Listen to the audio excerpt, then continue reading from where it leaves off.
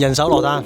電子落單，我覺得人手落單咧，對我嚟講咧係一種親切感嚟。世間就冇電子啦，咁佢通常都會走埋嚟介紹下有啲咩食啊，又會問下我哋覺得點啊。4個字講晒，有求必應。無論我俾咩要求呢，佢盡量都會滿足你。我一趌起個籮咧，個侍應就走埋嚟㗎啦，就係咪例牌？係咪例牌？即係我好中意啲街坊嘅一啲互動咁樣咯。店員咧好似已經唔識得同你溝通，行入去跟住佢好似唔諗住 show 我，又唔同我講嘢咁樣。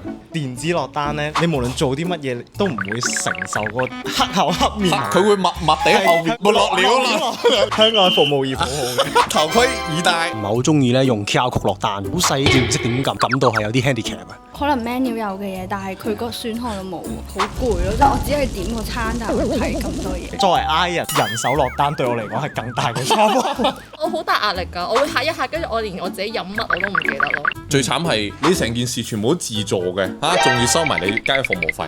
反正大家都依賴咗科技咯。有冇諗過其實係呢個惡性循環嚟嘅咧？呢個人手落單就嚟要失傳咯，你再唔支持佢就冇。